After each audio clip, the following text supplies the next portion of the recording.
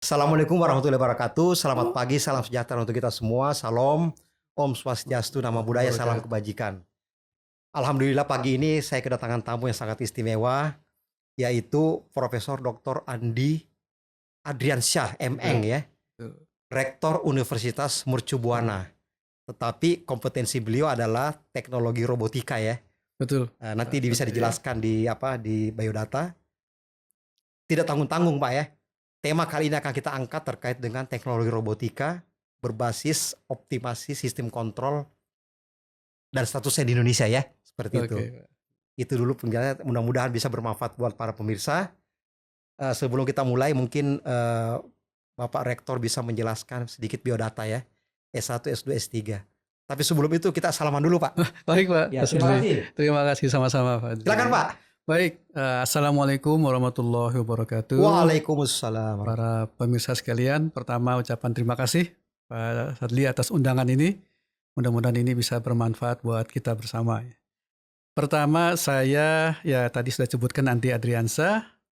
Saya asal Jakarta karena sejak kecil diajak orang tua untuk sholat Idul Fitri, Idul Adha ke UI Pak. UI Salemba. Arif Rahman Hakim. Arif Rahman Hakim. Saya tinggal di Salemba Beluntas. Oh, dekat sekali ya. Tetapi kalau Lebaran itu diajaknya sholatnya ke ARH. ARH. Ya. Nah dari situ saya mulai melihat mahasiswa-mahasiswa berjaket kuning. Dan itu bagi saya sebuah inspirasi sehingga memang ada niatan dan ada dorongan untuk bisa berjaket kuning juga gitu. Sehingga ya ketika saya tamat SMA, maka pilihan pertama saya adalah masuk UI. Saya tahun 88 masuk ke Teknik Elektro, Fakultas Teknik Universitas Mercu Buana. Waktu itu saya ambil peminatan kontrol instrumentasi istilahnya. Kontrol C-in ya, kontrol instrumentasi. Kemudian setamat dari UI tahun 94 saya langsung melamar menjadi dosen di Universitas Mercu Buana. Saya melamar sekitar bulan Februari dan mulai start mengajar itu Maret 1994. 2 tahun mengajar dapat jatah untuk mengambil S2. Saya mengambil S2 di Malaysia. Oh, di Malaysia. Malaysia, persisnya di University Teknologi Malaysia, Johor Bahru. Iya. Waktu itu UiTM sedang ada pemekaran dari Kuala Lumpur pindah ke Johor Bahru untuk diperluas. 96 sampai 98 pas bertepatan dengan Krismon waktu itu. Oh iya. Saya di wisuda tapi tidak hadir wisuda Pak. Karena memang tiket semua berubah harganya maka kita tidak menghadiri wisuda tahun 98 dan kembali ke Mercu Buana untuk bertugas dan tahun 2003 saya kembali mendapat undangan waktu itu. Kalau tahun 96 saya melamar ke UTM, tapi tahun 2003 saya mendapat undangan dari UTM. Waktu itu profesor mengirimkan email untuk mengajak saya bergabung dalam riset dan mendapatkan beasiswa waktu itu. Tahun 2003 sampai 2007. Kalau S1 saya mengambil teknik kontrol, S2 juga sama melanjutkan teknik kontrol. Nah S3-nya saya mengambil peminatan robotika. Oh. Jadi sebenarnya robotika ini saya perdalam ketika S3 Pak. Ketika S3 jurusan robotika tamat tahun 2007 dan biasa kembali ke Mercu Buana hingga sekarang Pak. Oh luar biasa sekali Pak ya. Jadi memang dari awal memang teknik elektro ya. Betul Pak. Ya. Kemudian sistem kontrol, kemudian masuk ke robotika. Ini benar-benar banyak dicita-citakan anak-anak muda. Kalau ambil elektro itu maunya robotik, kontrol ya. Betul. Seperti itu. Itu jadi primadona ya. Sistem kendali nah namanya. Sistem kendali betul. Sistem kendali kan ada bukunya namanya yang karangan Ogata itu Ogata. Dulu kalau di ITB sistem pengaturan sistem pengaturan, ya. Beda-beda namanya lah, tapi di UI itu sistem kendali. Sistem kendali, betul. Ya, jadi memang luar biasa sekali dan itu sangat menarik ilmunya ya. Betul. Karena sistem kontrol dan kalau kita melihat sistem kontrol ini kan Pak, kira-kira bisa nggak dijelaskan? Banyak kan pemirsa nggak tahu kan, belum tahu lah. Bagaimana sih sistem kontrol itu digunakan untuk aplikasi robotika misalnya? Seperti apa sih? Mungkin bisa diberikan contoh di industri bagaimana gitu ya? Pada umumnya sebenarnya kehidupan kita penuh dengan sistem pengontrol ya, mengendalikan atau mengkontrol. Mengendalikan kesehatan misalnya, mengontrol kesehatan kan sama. Termasuk sampai kepada masalah mengendalikan atau mengontrol emosi sebenarnya begitu ya. Nah, hanya ini bedanya di dalam proses yang berbeda. Prosesnya adalah berarti proses industri. Proses industri atau proses alamiah lah. Misalnya mengontrol suhu, mengontrol tinggi, mengontrol berat, dan parameter-parameter fisik lainnya. Prinsipnya adalah bagaimana parameter fisik tersebut, ya, suhu, tinggi, berat, jarak, pH misalnya juga sekarang ini mengarah ke pH, itu bagaimana dia berada pada nilai yang ditentukan. Nilai yang ditentukan misalnya kalau suhu kita menginginkan dia berada pada nilai 26 derajat Celcius misalnya untuk kenyamanan seseorang di sebuah lingkungan atau sebuah ruangan, maka itu dipertahankan. Misalnya dia turun, dia harus dinaikkan. Misalnya dia naik, maka dia harus diturunkan. Adjusting ya. Adjusting, betul. Adjusting ya, adjusting. Nanti ada berbagai macam, ada disturbance, ada macam-macam gangguan sebagainya, tapi dia diupayakan tetap di nilai tertentu yang disepakati. Nah, kemudian sistem kontrol ini sebenarnya berkembang ke otomatisasi, Pak. Otomatisasi ya, dari sistem kontrol yang tadi mengendalikan parameter fisik, kemudian dia diterapkan dalam sebuah sistem otomatisasi, baik proses, manufaktur, kimia misalnya. Jadi mendekatkan sistemnya lebih otomatis menggunakan parameter yang telah diatur. Nah, dari otomatisasi inilah berkembang terus nih sistem kontrol. Sehingga sekarang kan lebih terkenal dengan istilah AI ya, Artificial Intelligence. Ya, ini sebenarnya juga adalah merupakan lanjutan dari perkembangan sistem kontrol. Nah, hubungannya apa dengan robotik? Robotik ini kan sebenarnya mencoba untuk mengikuti perilaku-perilaku natural ya, perilaku manusia ataupun perilaku hewan misalnya, sehingga perilaku ini diikuti, diikuti perilakunya. Walaupun awalnya robotika ini adalah mengikuti perilaku manusia. Karena kalau lihat fundamentalnya tuh robotik ini kan nama pekerja Pak katanya. Iya. Robota. Kan? Robota itu nama seorang pekerja yang bekerja di sebuah perusahaan lah gitu. Tapi dia pengen kerjanya lebih efisien. Muncullah istilahnya robotik ya. Dalam artian dia sebagai robot. Dia mengikuti perilaku manusia. Hanya masalahnya kan robotik ini dia tidak memiliki kemampuan-kemampuan seperti manusia. Misalnya panca indera. Ya, dia nggak punya panca indera. Panca indera inilah yang nanti kita tirukan di dalam robotik. Kemudian dari panca indera itu muncullah nanti gerakan. Gerakan tangan misalnya kalau manusia, gerakan kaki dan sebagainya. Muncullah dalam bahasa robotik aktuator. Nah, menghubungkan antara panca indera dengan aktuator ini perlu sebuah kemampuan pengendalian. Disitulah sistem kontrol bekerja pada sebuah robotika. Dia mengambil data dari panca indera, bisa penglihatan dalam artian mengukur jarak, bisa berat, bisa suhu misalnya, bisa sensitivitas terhadap pegangan misalnya, grabbing, lalu dia olah untuk nanti menghasilkan sebuah gerak. Nah, mengolahnya ini Pak, memerlukan tadi sistem kontrol. Jadi peran sistem kontrol ini sebenarnya adalah menghubungkan antara hasil dari penginderaan gitu dengan gerakan. Nah, mengatur gerakan dari hasil pengolahan indera ini diperlukan sistem kontrol. Nah, sistem kontrol inilah yang nanti akan dimasukkan ke dalam robotik agar dia bisa bekerja sesuai dengan target-target dan capaian-capaian yang diharapkan. Jadi sistem kontrol ini utama ya. Betul. Istilahnya apa itu kalau di komputer itu chip sekali. Sebagai chip, ya. Chipsnya itu ya. Iya, kan sebut dengan istilah controller kan. Iya, controller atau prosesor kan gitu. Kalau ini dicabut mati. Selesai. Ya kan seperti itu. Kalau bahasa sehari-harinya mungkin saya waktu kuliah tuh Pak, itu kan kalau bahasa Malaysia belum ada nyawa lagi dibilang gitu. Jadi ada robot tapi belum ada nyawa. Kenapa belum ada nyawa? Belum ada kontrolnya. Jadi otaknya sebenarnya. Otaknya betul. Istilahnya kalau di komputer itu CPU ya. CPU ya, CPU betul. Oh, luar biasa sekali. Saya pikir ini ilmu sangat menarik sekali dari dulu. Betul. Yang saya tahu itu namanya orang di teknik elektro itu sistem kontrol itu yang paling luar biasa ya. Betul. Karena itu tadi yang Prof sampaikan tadi menghubungkan ya. Antara robotnya sendiri dengan sistem penginderaannya kan. Betul Pak. Seperti itu. Mungkin ada yang ditambahkan lagi kira-kira di industrinya bisa dipercepat ya dengan adanya robotik ini ya, kontrol ya. Kalau melihat sejarahnya memang kan implementasi sistem kontrol ini di manufaktur memang. Di pabrik ya, baik manufaktur dalam artian alat-alat kendaraan misalnya, proses pabrikasi kendaraan atau kimia ya, atau sekarang ini lagi tren makanan. Oh, makanan. Ya, Ya. produksi makanan food ya. Itu banyak digunakan untuk pemrosesan. Pemrosesan, masuklah nanti barang mentah misalnya, raw material, atau nanti di assembly misalnya, atau perakitan dalam bentuk welding, atau spray, cat, dan seterusnya, yang biasanya dikerjakan oleh manusia. Nah ini nanti ada transformasi. Transformasi dari manusia dikerjakan oleh sistem robotik. Apa efeknya? Efeknya paling tidak dua. Pertama efisiensi tenaga, efisiensi daya, termasuk efisiensi cost ya, efisiensi harga ekonomi, sama akurasi. Kita kan tahu nih kalau manusia bekerja 6 jam ke atas sudah fatigue kan, sudah Iya. mulai bosan, jenuh dan seterusnya. Robot nggak punya itu ya. Nah, robot tidak punya fatigue, tidak punya kejenuhan. Kalau bahasa di pabrik mungkin kalau wanita kan ada, mohon maaf, cuti hamil, cuti menstruasi misalnya begitu ya. Iya. Atau nanti ada unjuk rasa dan seterusnya.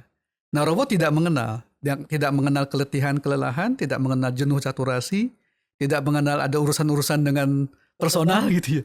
Sehingga produktivitas bahkan bisa meningkat beberapa kali lipat. Luar biasa sekali ya.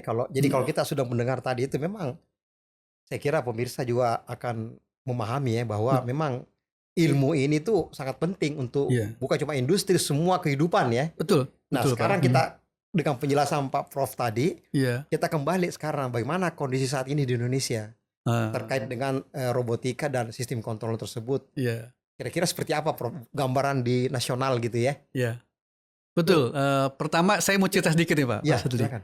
Ketika saya pulang setelah selesai kuliah robotika, yang terpikir di benak saya mungkin sama dengan Pak Hadli dan kawan-kawan ya. Bagaimana implementasi robotika, sistem kontrol di dalam kehidupan kita di Indonesia ini. Tapi waktu itu yang justru muncul di tengah-tengah kita, lomba Pak. Lomba robotik. Oh iya. Lomba robotik. Maka muncullah kontes robot. Ya. Itu sedikit cerita, ada kontes robot cerdas, ya. Ada kontes robot pemadam api, KPR, ada robot seni dan seterusnya. Kenapa? Ini mungkin di sini titik persoalannya. Kenapa justru robotika diarahkan ke entertainment, hiburan, sama sedikit berbau pendidikan bagi anak SD, SMP, SMA kan menarik. Lomba-lomba tersebut melatih intuisi mereka, melatih gaya kerja otak dan termasuk motorik mereka. Karena waktu itu implementasi robot di dalam dunia industri masih belum bisa diterapkan. Kenapa belum bisa diterapkan? Ada beberapa hal ya. Pertama yang mungkin adalah masalah teknologi. Teknologi robotika untuk diterapkan waktu itu sekitar tahun 2000-an awal itu masih berhubungan dengan mahalnya harga-harga teknologi robot. Sehingga industri yang ada di Indonesia ketika ingin mengimplementasikan, mereka harus berpikir beberapa kali mengkalkulasi masalah investasi. Kecuali memang industri besar ya, Toyota, Astra dan sejenisnya lah yang memang mampu untuk mengimplementasikan robot dalam industri mereka. Tetapi yang industri menengah mereka masih berpikir beberapa kali untuk mengimplementasikannya. Karena tadi itu masalah harga. Kedua ini masih problem Pak di kita.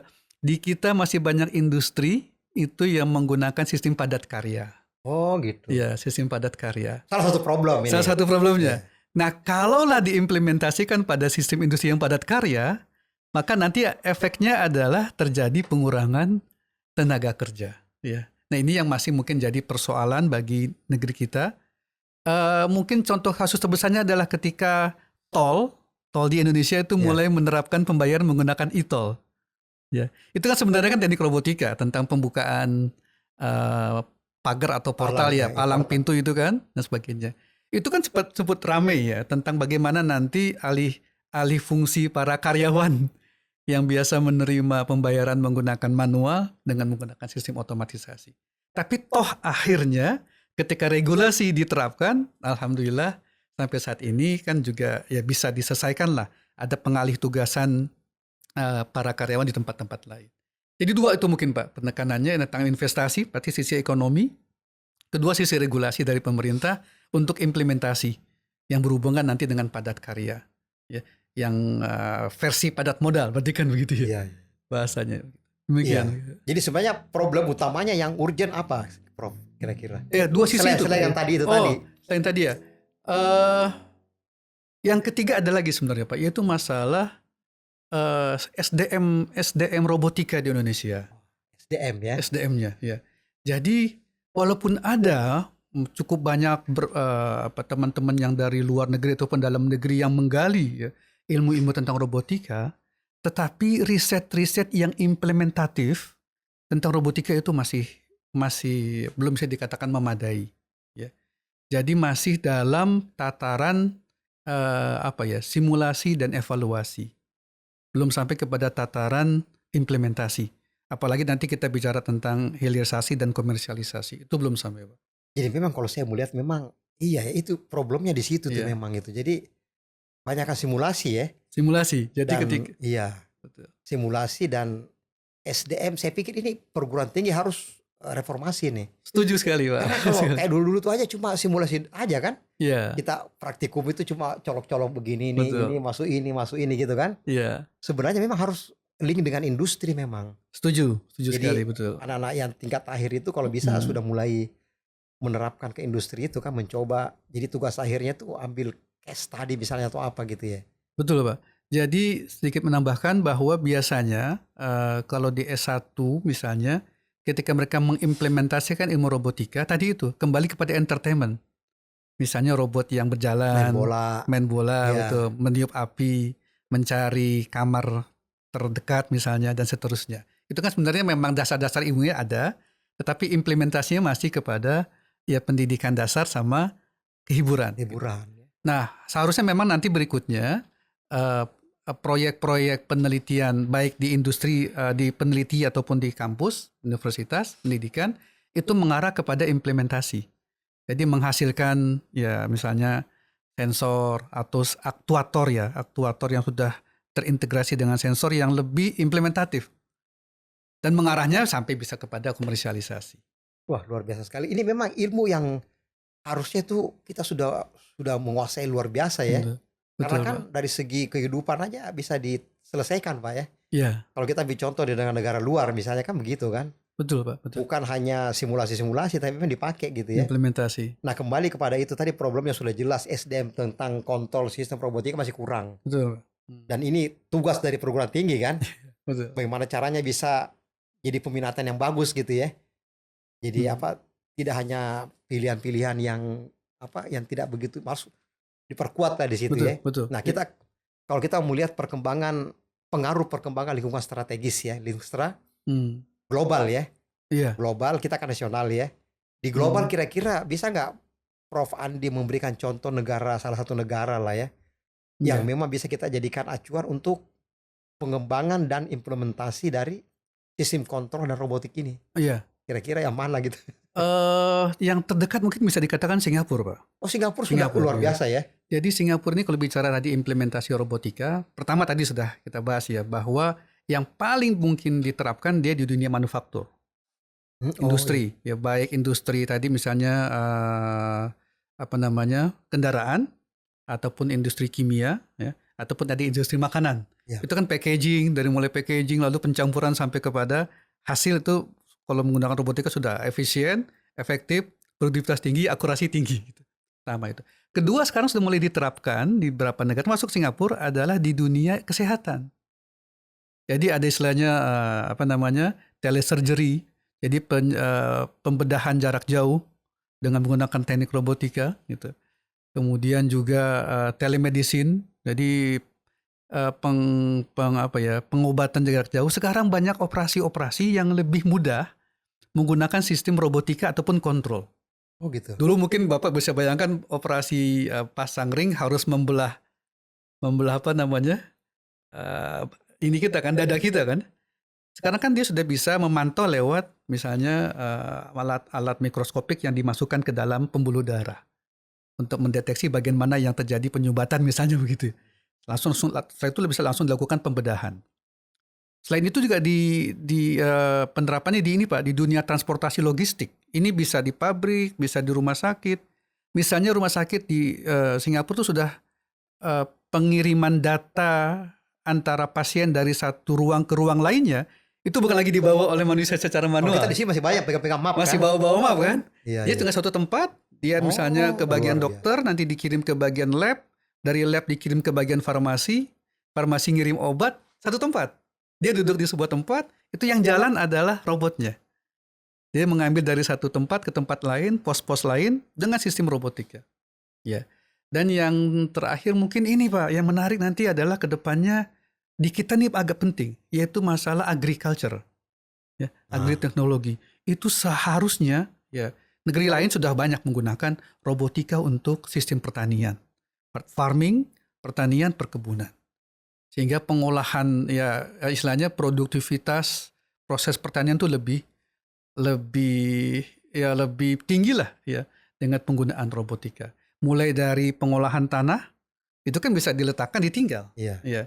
Kemudian sampai kepada pemeliharaan, maintenance, pemupukan, penyiraman. Jadi pupuk bisa dikirim lewat drone Iya. untuk disebarkan ke tanah. Lalu penyiraman air jika diperlukan, pengaturan irigasi yang otomatisasi, sampai kepada harvesting atau panenan ya. Ini kalau negeri-negeri tetangga kita sudah sampai ke arah sana. Kalau untuk pertanian kita perlu garis bawahi. Kalau di Indonesia kan kalau nanam padi itu kan mundur. Ya, Kalau ya. maju kan terinjak. Betul. Kalau di luar negeri kan maju Pak. Pakai traktor GPS misalnya. Itu dia. Atau Betul. apa kan. Precision farming ya. Ya, betul. Kan seperti itu. Nah itu Betul. saya pikir harusnya kita ke situ. Itu Karena kita dia. kan negara pertanian kan Pak. Betul. Kenapa? Makanya saya berharap mungkin dari motornya dari Pak Prof ya. Bagaimana caranya dengan teman-teman lain itu bisa memotori. Memang bidang pertanian ini harus diangkat Betul. memang. Betul, Pak. Karena itu luar biasa. Kapan harus ada pupuk? Ya, Kapan tidak perlu pupuk gitu kan? ya, Benar pakai itu kan kontrol Betul. semua gitu kan? ya. Kalau yang versi miniaturnya kan sebenarnya dia ini smart farming disebutnya. Smart farming. Smart namanya. farming. Jadi betapa sebenarnya sesungguhnya perkebunan itu bisa dilakukan di ruang tertutup dengan area tidak terlalu luas. Dia bisa mengendalikan pH, suhu, kelembaban, termasuk tadi pemupukan. Dan itu bisa lebih efektif memang hasilnya. Karena memang kapan waktu pemupukan itu kan menentukan buat petani kan. Betul, betul. Kalau Pak. tidak perlu pupuk dikasih pupuk kan rugi Pak. Betul, Ya itu kan nanti gitu. kan ke kos ya. Ke kos lagi kan Betul. seperti itu. Dan petani nggak tahu. Nah ini teknologi sistem kontrol ini ya robotika ini lah yang kita gunakan harusnya ya di situ ya. Betul Pak. Tapi itu memang saya nggak tahu kenapa mungkin bisa dibantu dari perguruan tinggi barangkali yang caranya kerjasama dengan industri ya, dengan kementerian lembaga ya. Iya. Kan Kementerian iya. Pertanian itu kan besar sekali Pak, anggarannya juga besar ya. Saya pikir bisa menggunakan anggaran Kementerian Pertanian untuk menerapkan teknologi-teknologi seperti itu Betul. kan. Betul, sosialisasi, edukasi. Iya, Iya. karena kalau nggak ada kayak istilahnya tantangan gitu kan sebenarnya susah juga ya. Iya. Petani dibiarkan sendiri misalnya. Susah Pak, petani kan, aduh. Mungkin secara umum begini Pak Sadli ya. Mungkin ide yang sudah lama sih ada istilah dulu link and match ya. Iya. Ada istilah triple helix misalnya. Ini sebenarnya harus kita perankan secara maksimal ya. Industri, lalu dunia pendidikan dan regulasi pemerintah. Ini memang harus sinergi, kemudian juga terrangkai dalam sebuah kerjasama yang kuat lah ya dan terarah sebenarnya. Saya pikir kita kan sekarang sudah punya pemerintahan baru ini ya. Ya. Kebetulan Pak Presiden kan juga concern dengan pertanian kan. Betul. Gitu. Kemudian ada Mendikti Saintek. Ya. Kemudian ada BRIN. Ya. Ada Kementerian Perindustrian. Sudah ada semua sebenarnya Pak. Kementerian lembaga, Kementerian Pertanian kan yang punya persoalan. Betul. Perguruan tinggi. Jadi sebenarnya kalau menurut Pak Prof ini masalahnya apa sebenarnya ya? Kenapa nggak bisa kita ini? Apakah karena nggak ada dirijennya atau jalan sendiri-sendiri? Saya tertarik dengan yang kedua Pak. Yang pertama tidak ada dirijennya. Tidak ada dirijennya. Misalnya kami semualah dunia pendidikan itu sering mendapatkan undangan dari BRIN. Dari BRIN. Ya, misalnya ada namanya RIM Pak. Iya RIM. Ya, Riset Industri dan Inovasi kan. Iya. Ya, untuk Indonesia Maju. Tapi kan akhirnya dosen atau siapapun peneliti kampus itu membuat sesuatu yang secara ilmiah harus sesuai dengan aturan ilmiah dan memenuhi aspek-aspek ilmiah. Belum masuk kepada kebutuhan masyarakat. Akhirnya ya betul secara ilmiah memenuhi kriteria keilmiahan misalnya. Melalui publikasi. Lalu ada proses-proses ilmiah yang dilalui dan seterusnya. Tetapi tadi itu belum sampai kepada mampu menyelesaikan permasalahan.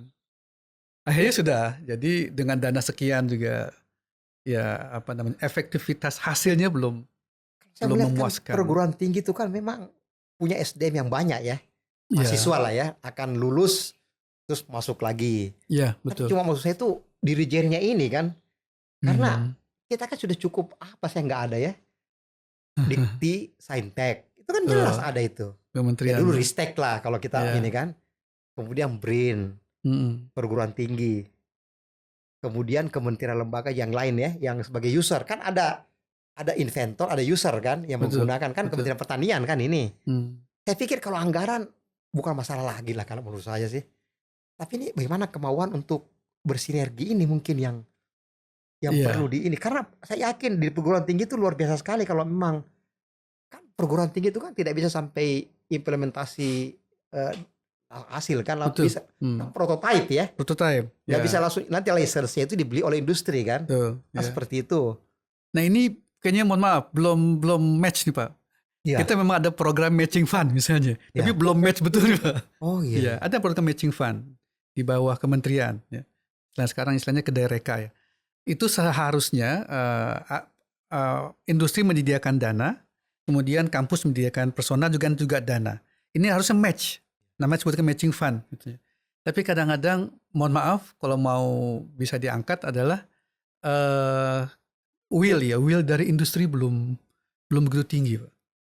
Sehingga akhirnya mereka menganggap belum mau menggunakan ya hasil-hasil proyek dan proses eh, eksperimennya teman-teman di pendidikan.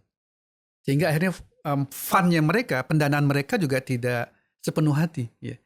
Mereka lebih senang untuk menggunakan R&D dari luar sesuai Oh dengan iya, iya. bidang industri mereka. R&D dari luar dan langsung menggunakan teknologi luar.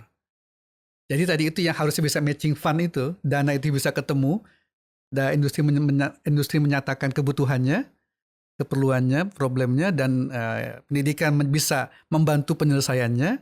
Walaupun tadi Bapak bilang mungkin baru prototype ya, Iya, tapi itu kan baru bisa baru di ini usulan sebagainya. Tapi kan nanti bisa bertahap dia, bertahap itu. bertahap untuk sampai kepada apa namanya, mulailah nanti investasi, komersialisasi, hilirisasi. Tapi itu belum berjalan tuh Pak. Makanya Belum. di situ apa benang-benang kusutnya ya yang mesti Iya, diluruskan gitu ya. iya. Nah, Walaupun tadi, mohon Heeh. maaf, ketika proses matching fund itu ditengahi oleh kementerian, Pak. Oleh kementerian, istilahnya pitching ya, apa misalnya gitu. Mereka ditengahi, kita ditengahi di mediasi. Pihak industri, pihak pendidikan, universitas, ditengahi oleh pihak kementerian. Kementerian Pendidikan kita ya, Kemendik, Di Saintek kan. Desaintek, betul. Iya, iya, iya. Jadi kalau menurut saya sih mungkin apa ya dirijennya itu ya itu tadi Kemendikti Saintek Oh ya. iya, Kan betul. kementerian kan policy Betul. ya dari Mm-mm. presiden langsung ya Betul, ke betul, situ. Pak. Yang lainnya Mm. mengikut gitu kan. Ya, Kan gitu sebanyak menurut saya mungkin ya mumpung ini Pak Prof ya, iya, mumpung menterinya iya, baru dilantik ya. betul. Baru, Saya pikir perlu ada sowan atau apa gitu atau pertemuan gitu ya. Karena kalau saya sih, kalau biasanya kalau pejabat yang baru dilantik itu harusnya kan ya, turun ke bawah kan, ya, mendatangi universitas, mendatangi kementerian lembaga yang terkait dengan R&D gitu ya, inovasi apa, untuk iya, menerima masukan kan. betul, Kan betul, nggak bisa dong kementerian sendiri bekerja kan. benar. Kalau nggak dibantu, saya yakin perguruan tinggi pasti mau bantu. Iya, Tapi betul. harus turun dalam membuat program itu. Hmm, Misalnya roadmap 5 tahun ya. hmm. Mau apa saja misalnya kan. Mau bikin kontrol sistem untuk satelit.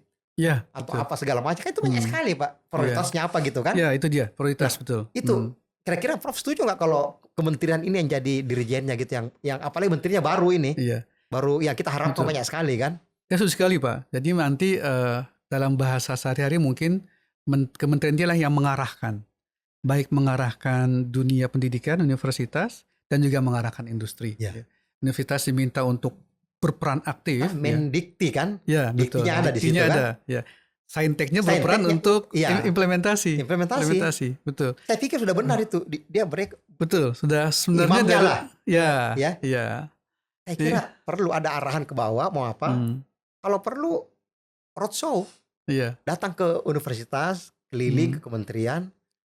Kan pakai begitu susah Pak. Jalan sendiri-sendiri nanti. Benar. Berarti juga ada peran Menteri Perindustrian nih Pak Iya, iya, tampaknya. itu kan industrinya kan. Betul, Bagaimana iya. caranya menggairahkan industri dalam negeri. Benar. Kan Ya, banyak gitu itu kan yang ada yang land, ada ya, konsorsium, betul. PT apa macam-macam lah ya. Hmm. Itu kan harus ditumbuhkan ya. Ya, termasuk mungkin juga regulasi bagi industri-industri untuk mau mulai mulai menggunakan Hasil betul. karya anak bangsa. Itu dia maksud saya, Nah, Pak. itu Itu saya bilang dia. tadi kementerian membuat kebijakan Ya, bahwa industri harus menggunakan betul. karya anak bangsa. Iya, Jangan selalu dari luar gitu. betul. Saya contoh sederhana saja ketika kuliah di Malaysia itu, di lab sebelah saya, lab kontrol kendaraan, itu memang dia Proton, waktu itu kan Proton Iya, kalau Proton. Malaysia. Proton menyerahkan satu mobil untuk dibongkar. Nah, itu Menyerahkan untuk dibongkar, waktu itu untuk sistem kontrol biasa, yang ban itu ya, sistem kontrol mekanisme Iya, iya. ban itu, untuk dibongkar dan nanti minta hasilnya. Minta hasilnya untuk ya paling tidak mungkin jadi bahan kajian, apanya bahan- misalnya betul. pengembangan. apa yang perlu ditingkatkan dan seterusnya. Saya kira itu luar biasa sekali. Itu memang ada harus kebijakan, memang keberpihakan. Ya, Karena kalau kita mengharapkan di kampus semua, memang anggaran juga terbatas di kampus. ya, Kalau ya. perlu industri itu tadi menyerahkan mobil satu di teknik mesin misalnya contohnya. Ya, betul. Oprek-oprek lah. Oprek-oprek Kan gitu, gitu kan? silakan kan gitu. Kan begitu nggak apa-apa kan dibongkar aja gitu. Iya, Mesinnya nanti kan tinggal dipelajari. outcome-nya apa kan? Iya. Outcome dari penelitian. Outcome-nya apa nih, berupa prototipe atau berupa desain misalnya, desain awal atau berupa kalkulasi sederhana sebagainya. Jadi kondisi yang diharapkan memang yang kita diskusikan tadi ya Prof ya. Jadi Iya, kita ingin betul-betul pemanfaatan teknologi robotika dan sistem kontrol ini betul-betul terimplementasi ya. benar, Jadi benar. bukan Pak. hanya sekedar simulasi. Itu dia. Artinya Ya. segala kehidupan kita, kalau kita lihat contoh tadi lingkungan global ya. Iya, Mereka kan kehidupannya kan memang menggunakan sistem kontrol kan. betul. Misalnya untuk mengontrol kereta api cepat Iya, kan gitu. Apa yang lain juga kan misalnya power plant, kemudian di rumah tangga ya. iya. Mesin cuci pakai Fasilogic Fuzzy control. logic. Ya, Ya kan? ya, smart home sekarang kan. Iya, rice Smart cooker home. aja pakai Fasilogic kan. Betul. Mau setengah mateng, 3/4 Iya. mateng, full mateng, Ya, kan Fasilogic semua itu. betul. Sistem kontrol tuh, Pak. Kita kok nggak ke situ makanya saya juga bingung gitu. Kenapa ya Kak? Setelah kita jelaskan tadi itu Iya. bahwa kita terlalu banyak apa ya berdiskusi yang kayak seremonial gitu kalau menurut Iya. saya kan. Nah, sudah ada imamnya ini sekarang dan saya pikir mungkin Pak Prof bisa memberikan apa ya suatu program kalau perlu mengundang Pak Menteri. Mengundang Pak Menteri ke Universitas Perjuangan kan. Iya. Memberikan arahan aja. Pak Menteri juga keliling ke kampus-kampus UI, ITB yang mana ya. Iya. Memberikan arah bahwa roadmap saya 5 tahun ini loh. Per tahun ini targetnya ini silakan sesuaikan gitu ya Iya. dengan Betul. kurikulum yang ada di perguruan tinggi gitu. Saya pikir itu paling Bisa, penting gitu betul. kampus saya tuh. Betul. Dan kami siap bantu gitu Pak Menteri gitu kan. Iya, siap dukung. Siap dukung kan gitu. Betul, Pak. Jadi itu yang diharapkan seperti itu Prof ya. Jadi Setuju sekali, Pak. kemudian kalau kita lihat lagi SDM ya. SDM itu kan banyakan itu kan dia kuliah kerja kan. Iya. Ada yang masuk di Kementerian Lembaga Penelitian, di industri. Nah itu kira-kira bagaimana kira-kira melihatnya gitu di kampus mengeluarkan. Kalau saya lihat kan banyak yang susah cari kerja kan. Lulus Iya. terus setelah itu apa? Iya. Susah cari kerja gitu. Dan kerja itu kan tidak harus juga jadi pegawai, jadi apa. Tapi bagaimana bisa diarahkan. Misalnya kalau lulus itu ditangkap langsung oleh industri misalnya. Saya mau ambil ini, minta di Mercu Buana atau minta di UI atau di mana. Iya. Saya butuh sarjana elektro ini bidang ini. Kalau lulus kirim ke kami gitu. Iya. Itu gimana kira-kira tuh bisa di Pertama tadi tentang penempatan. Jadi gini Pak, sebelumnya mundur sedikit, bahwa kita ketika merancang kurikulum itu sudah menentukan atau menetapkan profil lulusan. Ya, Jadi ketika dia lulus dia akan menjadi apa misalnya. Nah biasanya di kami itu profil itu sekitar 3 atau 4 profil setiap prodi ya, setiap jurusan. Misalnya dia menjadi peneliti atau menjadi pendidik, pengajar, atau menjadi industri sebagai bagian dari industri atau sebagai wirausaha. Nah dari 4 profil inilah yang kita gali nanti. Kita gali sampai akhirnya diturunkanlah mata kuliah yang berhubungan. Ya. Misalnya tentang wirausaha, kita ajarkan juga bagaimana memproses sebuah sistem dari mulai membahas permasalahan. Masalahnya apa, bagaimana cara menyelesaikan masalah tersebut, sisi pembiayaan, perancangan, sampai kepada penjualan. Artinya wirausaha ini bukan menjadi pedagang, mohon maaf, pedagang biasa, tapi pedagang yang Iya, berhubungan dengan teknologi. iya. Begitu. Nah, kemudian dari sini, kemudian kita arahkan dalam masa-masa perkuliahannya itu dalam beberapa bentuk. Misalnya magang, Pak. Magang itu dia harus magang sesuai dengan profil yang dia inginkan. Ketika dia ingin menjadi seorang pengajar, maka dia nanti magangnya di dunia pendidikan. Misalnya kalau sekarang ada istilahnya MBKM. Misal MBKM untuk di dunia pendidikan mengajar SMA. Kalau dia memang profil yang diharapkan menjadi peneliti, maka dia magang di dunia peneliti, membantu riset. Baik riset dosen ataupun riset peneliti lainnya. Kalau dia ingin menjadi industrial atau engineer, dia magang di tempat yang memang proses industri dan seterusnya. Kemudian arahan berikutnya adalah skripsi. Iya, iya, Kita iya, mulai iya. mengubah sistem skripsi ini. Skripsi ini disesuaikan dengan profil yang diinginkan. Oh gitu, Iya. bagus banget ya. Ketika dia menginginkan menjadi profil seorang peneliti, maka nanti skripsinya tidak harus membuat skripsi, tapi membuat artikel ilmiah. Langsung adalah prosesnya membuat artikel ilmiah. Karena memang profil yang diinginkan adalah sebagai researcher. Gitu. Kalau dia menjadi pengajar, maka skripsinya diarahkan kepada keilmuan yang dia kuasai. Ya. Mungkin skripsi seperti biasa. Kalau sebagai seorang wirausaha, maka skripsinya adalah proposal startup misalnya, agar dia bisa membuat sebuah startup dari teknologi yang ada. Nah, kemudian memang selayaknya ketika fase magang itu, Pak, fase magang itu tidak hanya magang biasa. Dulu kan zaman kita mungkin disebutnya kerja praktek. Kerja praktek ya. Kerja praktek Biasa-biasa 2 aja, SKS, ya. 3 bulan maksimal, 2-3 Iya. bulan. Nah, ini kita perpanjang masa magangnya. Magang bisa sampai 6 bulan. Jadi magang itu memang betulan mereka bukan sekedar lewat industri jalan-jalan gitu ya, tapi memang benar-benar mengerjakan Tapi ada pekerjaan. SKS-nya itu magang ya? Magang itu maksimal boleh 20. Maksimal bisa 20. Tergantung nanti dari sistem evaluasi dari pihak ya tempat mereka magang ya. Maksimal 20 SKS sekarang, Pak. Magang. Dulu kan 2 SKS ya. 2 SKS ya? Sekarang bisa 20 karena 6 bulan. 6 bulan. Ya? Nah, harapannya ketika mereka magang dalam masa 6 bulan itu, mahasiswa sudah memiliki gambaran dunia kerja sesuai dengan profil yang mereka rencanakan.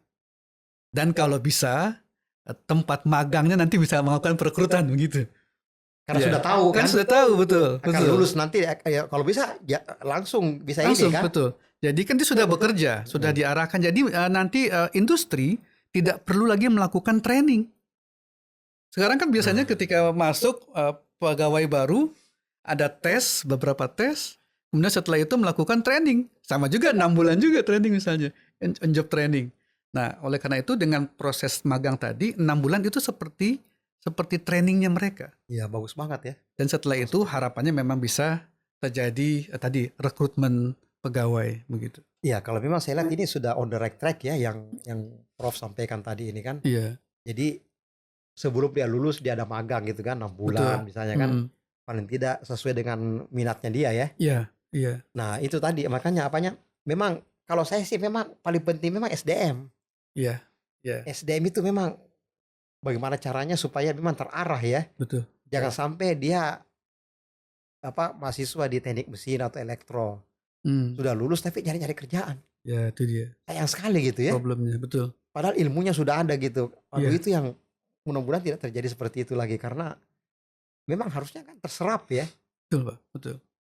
Terserap seperti itu. Jadi kalau kira-kira menurut Prof ini kan, kalau kita lihat ini pencapaian pembangunan nasional berkelanjutan kan, kalau kita Iya. mengarah ke situ, ini kan teknologi robotika dan sistem kontrol ini memang tidak bisa tidak memang harus terdepan karena kita nggak bisa efisiensi kan, Iya. kalau iya. tanpa bantuan ini teknologi ini kan. Betul, betul. Kira-kira apa daya ungkit yang harus dilakukan untuk negara kita supaya teknologi robotika dan sistem kontrol ini betul-betul menjadi bagian dari mau industri, mau kehidupan, mau apa. Iya. Seperti apa kira-kira leverage-nya gitu ya, daya ungkitnya gitu Iya, yang harus iya. kita lakukan gitu. Ya, pertama kemauan industri untuk menurunkan harga. Problem utama kita tentang implementasi teknologi di harga, Pak. Oh, di harga. Di harga. Harga masih tinggi. Harga masih tinggi. Kenapa harga masih tinggi? Karena memang dia barang impor. Nanti efeknya kepada TKDN. Iya, iya, iya, Ya. iya. Kalaulah nanti industri ada kemauan untuk menurunkan harga dengan cara mulai mereplace ya beberapa bagian atau komponen-komponen yang ada itu dengan TKDN yang ada, ini bisa menurunkan harga dari teknologi robotika ini. Nah, nanti efek yang kedua, bagaimana kampus ya, dan juga industri yang ada mampu membuat tadi itu supply Ya. beberapa komponen-komponen yang ada lokal. Iya. Supply lokal. Jadi yang satu menurunkan harga mengganti mereplace komponen dengan komponen lokal, tapi juga ada penyedia. Mesti disiapkan penyedia-penyedia baik dari si kampus ataupun industri kecil lainnya untuk menyediakan komponen lokal. Jadi ini jadi match nih Pak, ada komponen lokalnya, ada penggantian komponen lokal. Dengan demikian terjadilah penurunan harga. Sebenarnya problem kita adalah memang harga teknologinya masih tinggi sekali.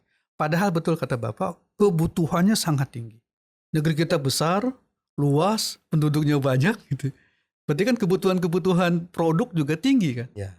Kalaulah bisa produk ini ditingkatkan dengan proses robotika dan otomatisasi, kita bisa memenuhi kebutuhan tersebut. Sekedar contoh saja bagaimana Cina itu bisa menghasilkan produk dalam jumlah besar dan harga murah. Jumlahnya besar. Saya dengar kalau kita mengimpor barang itu mesti hitungannya adalah kontainer. Artinya kan berarti mereka bisa memproduksi dengan jumlah besar. Dan dari segi harga sangat murah. Saya sempat pernah kunjungan ke China, melihat coba kenapa mereka bisa mendapatkan harga murah. Karena memang tadi itu, produk komponen-komponennya itu, komponen dari sebuah produk, itu disebar produksinya di beberapa tempat. Sebar beberapa tempat dan mendekati home industry. Ya. Sehingga akhirnya harganya murah. Walaupun ada level kualitas ya. Ada KW 1, 2 sebagainya. Tetapi sesuai dengan harga nanti. Semakin rendah kualitasnya berarti harga. Tapi mereka bisa memproduksinya secara massal. Secara massal dan kemudian nanti industri besarnya tinggal kompilasi. Tinggal perakitan. Assembly dari komponen-komponen kecil yang ada di tengah masyarakat. Ini mungkin ya sekedar ini Pak ya. Itu jalan keluar yang yang saya bisa pahami kita juga. Karena kalau kita lihat, kita kan tadi, Bapak tadi kan ngomong TKDN ya. Iya, betul. Tingkat keangkunan dalam negeri. Iya. Memang pemerintah yang kemarin itu memang sering memberikan warning kepada semua kementerian, lembaga. Bahwa TKDN-nya masih di atas 75%. Iya. Benar. Masih di bawah 75%. Masih 50%. banyak kan impor ya. Betul. Salah satu contoh misalnya alat-alat sensor deteksi gempa. Iya. Itu kan masih impor banyak. Yang lain juga ya, yang di dunia lain gitu. Makanya kita di-push supaya TKDN-nya tinggi 70%. Iya. Makanya banyak yang bikin sekarang sensor dalam negeri ya. Iya, betul. Seismograf apa bisa. Dan ternyata bisa, Pak. Bisa kan Pak ya? Harganya lebih murah. Betul, itu Itu masalah. Ya. ada narasumber yang lalu bikin seismograf rakyat Indonesia. Iya. Itu merah putih ya. Itu harganya cuma 5 juta. Kalau di luar internasional 200 juta. Betul. Iya. Karena itu tadi, memang kita bisa kalau diberi kesempatan ya. Iya, itu Makanya dia. saya bilang tadi apa yang Prof sampaikan tadi, memang kita harus mulai gitu. Iya. Nggak bisa lagi tidak kita impor terus ya. Betul. Kalau impor kan mahal memang ya. Iya. Nah, mungkin strateginya yang tadi disampaikan tadi bahwa kita harus menggalakkan industri dalam negeri untuk memanfaatkan hasil-hasil yang dilakukan oleh anak bangsa ini. Benar. Jangan sampai tidak dipakai gitu. Kan link and match kan tadi. Betul, ya. Makanya strateginya tadi bagaimana kita menumbuhkan ya industri-industri itu dan para periset dan di kampus-kampus gitu ya, seperti itu. Jadi SDM lagi nih kembali berarti kan. Iya. SDM kembali dan peningkatan kualitas SDM ya. SDM kembali dan ya udah teknik elektro dan teknik mesin kan. Iya. Dekat sekali di situ sebenarnya kan. Industri 2 itu. Bagaimana caranya industri semua gitu kan. Iya. Nah mungkin kurikulumnya harus diperketat memang kalau di kampus itu. Bagaimana target-targetnya ya, jangan cuma simulasi terus. Iya. Tapi bikin alat kan bisa kan, sekarang kan alatnya kecil-kecil gitu ya. Nah ini kalau luar biasa sekali ya Prof ya, yang kita bahas di sini, dan saya kira kampus menjadi ujung tombak ya, khususnya juga termasuk Universitas Mercu Buana di mana Bapak memimpin di sana ya. Dengan visi seperti ini saya yakin universitas yang Bapak pimpin ini pasti akan diarahkan ya hal-hal seperti itu. mungkin kita kalau bahas ini tidak ada habis-habisnya, kalau kontrol itu kan Iya, Pak. banyak sekali aplikasinya kan, Betul, Pak. semua bisa. Bahkan kalau perlu kita punya mobil sendiri, kita bikin sistem kontrol sendiri kalau kita bisa Iya, ya. betul. Kontrol supaya maling tidak ambil gitu ya. Ya, Kan bisa itu kontrol kan. keamanan ya, Keamanannya seperti security control ya. security. Betul. Mungkin seperti itu, saya pikir cukup dulu, nanti kita lanjut lagi dengan tema-tema lain. Dan sebelum kita tutup, mungkin ada closing statement dari Pak Profesor Andi. Iya. Silakan Prof. Ya, Pak Sandi, pertama bahwa kita sangat yakini kebutuhan yang sangat tinggi untuk meningkatkan implementasi teknologi di negeri kita. Yang dimana dengan peningkatan implementasi teknologi di negeri kita ini dapat menghasilkan dan menyelesaikan berbagai macam persoalan. Karena dengan produktivitas tertinggi itu dapat menurunkan harga barang, kemudian juga bisa meningkatkan kesejahteraan masyarakat, sekaligus juga bisa meningkatkan daya hidup dan tingkat kemudahan dalam menghadapi kehidupan ini.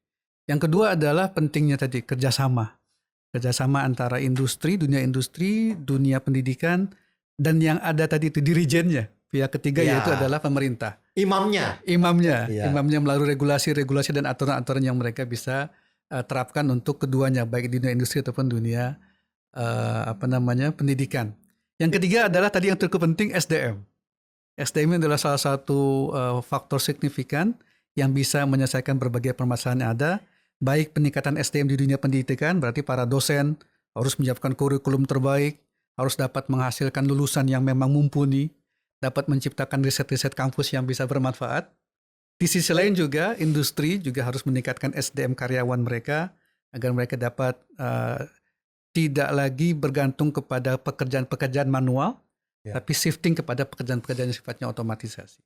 Mungkin demikian Pak. Terima kasih Prof, luar biasa sekali ini closing statementnya. Mudah-mudahan bermanfaat bagi pemirsa ya. Amin. Bagaimana pentingnya teknologi sistem kontrol ya, otomatik untuk robotika ya. Dan itu memang akan digunakan di segala aspek kehidupan kita. Saya pikir demikian, sangat luar biasa sekali.